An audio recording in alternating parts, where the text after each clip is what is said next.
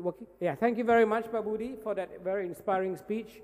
Pak Budi has very graciously given us some of his time for Q&A and an engagement with the audience.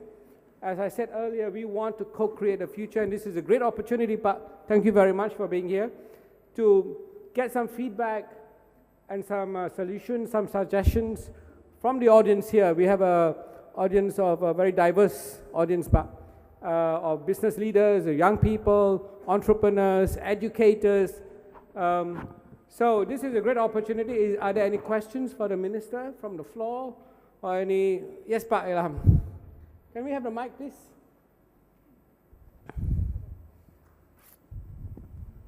Thank you very much, Pak Kagda. I have a very simple question. I think Pak Budi Karya Sumadi, thanks for your great speech. I see that a major emphasis is basically on PPP. And it's sort of in the context of co-creation between the public and the private sector. And in Indonesia, unfortunately, we don't have a great track record in this. I know from many instances that infrastructure project, not only in the transportation sector, but also others, we have great difficulties implementing it successfully.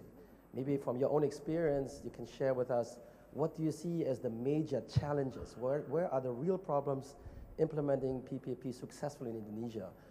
There is probably, you mentioned in your speech that we maybe would like to work with other third parties that have experience, for instance, with Monash.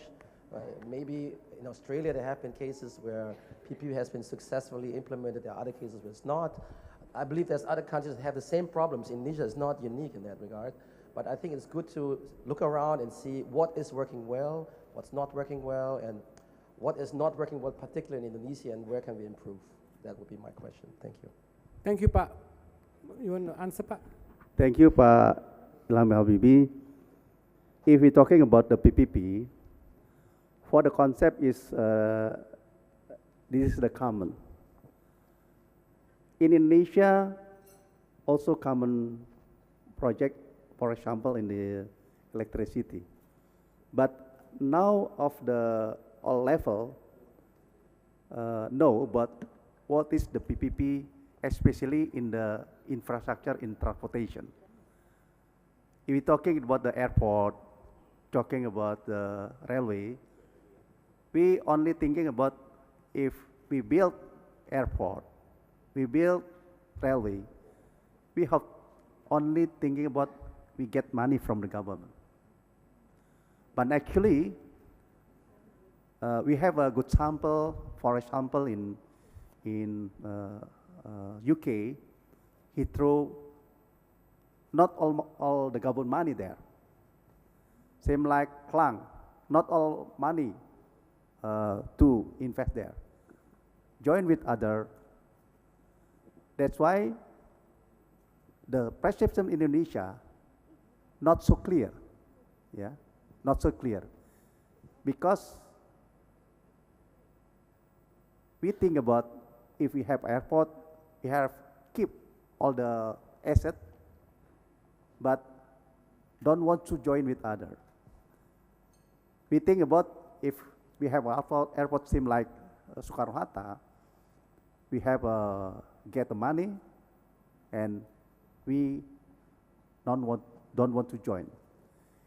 They don't know if we invest some money to make it the entity is bigger, not sell the money, we can create the new level of service, new safety, new security, but the assets still have own. And even we split with the investor, we still bigger. And the important thing, the level of service is going better. This is our principle. We need Pak Ilham and all of you give support to government, to give learning to all people, including politicians. Thank you. Yes, the mic, Professor Scribis.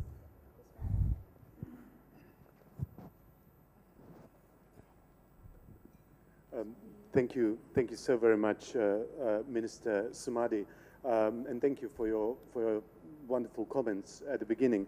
Can I just ask you? My question really is about the importance of data analytics and big data in the way in which Indonesia envisions its transportation future. This is certainly something that we are very committed to at Monash University, and we do a lot of research in this particular area. And I would just like you to comment perhaps on where do you see the role of big data and data analytics and predictive analytics, in fact, in the context of your vision for a bright transportation future for Indonesia. Yeah, thank you. For transportation, data, research, we have ITB, we have UGM, we have UE, and already part by part to research about the condition and what is the future. And we still, last week we still collaboration together to joining all the data from many research from the university. That's why when you join with us, we try to make it the data, the research is better. But the important thing is we already know about what is the problem in Jakarta. Jakarta, we have to thinking about mass transportation. We cannot use the small car, motorcycle, but now we cannot stop that facility because we not yet support with mass transportation. That's why even we have to spending much money for that project, when Pak Jokowi as a governor already decided MRT have to start, LRT have to start. And after we start, the money is coming. That's why many interesting projects in Indonesia, not the project money from government, but if you have a good sample in Australia, in Malaysia, in Singapore, please come and we can discussion what the data we can want to looking for. We can discussion together. Thank you. Thank you. There's a question at the back, Mr. Alistair. Good morning, sir. Alistair Spears. You just mentioned we know what the problem is in Jakarta about the traffic. Well, we all know the problem quite well too, sir. In Singapore 30 years ago, they took drastic action introducing the certificate of entitlement. In other cities like London, they've taken drastic visible action to reduce traffic congestion. Now we have a national image problem through transportation. Jakarta, people don't want to come here on holiday. They're now beginning to turn away from Bali because of traffic. They're now beginning to not go to Bandung because it's a disaster to get there and back. Can't we actually have some drastic action, visible, clear, final action to reduce cars?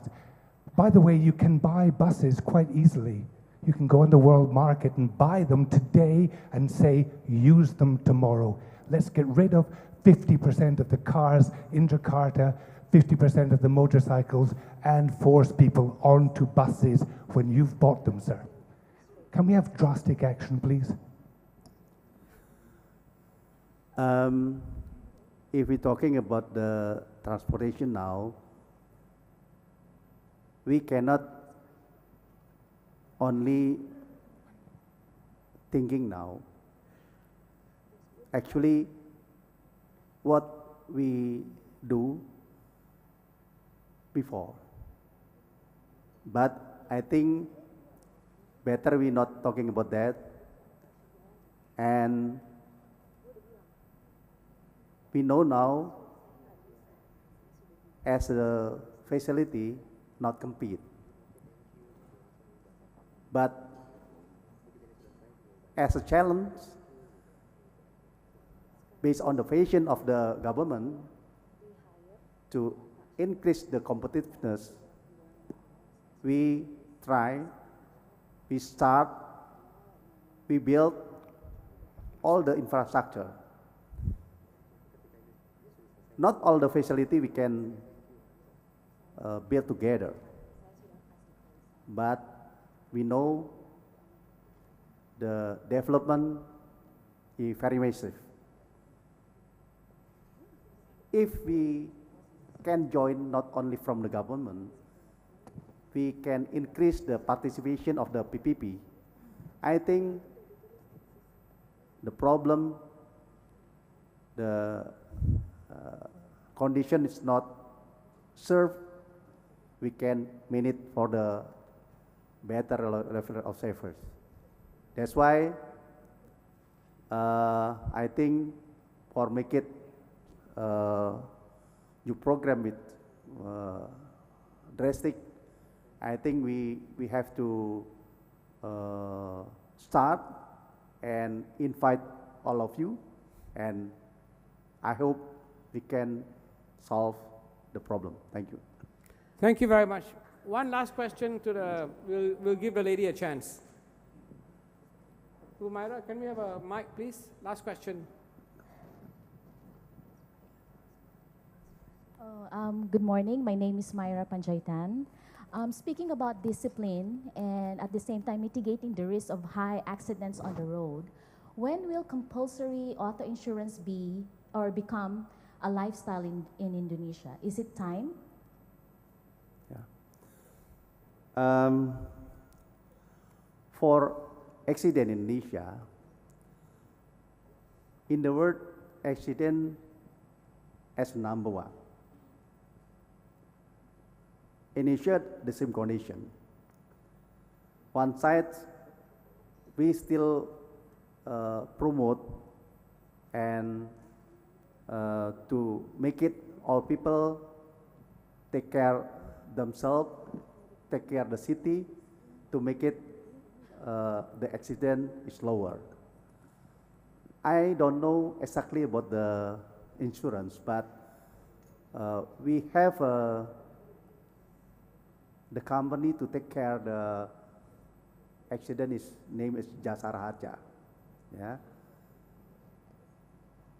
Now all the transportation is covered by Jasa Raharja, but we can learn about what kind insurance develop in this country. Thank you. Thank you so much, Mr. Budi Karya Sumadi, for your question and answer session. Ladies and gentlemen, please put your hands together. Unfortunately, we can't give any more time because Bapak is very busy. Pak, thank you so much, Pak.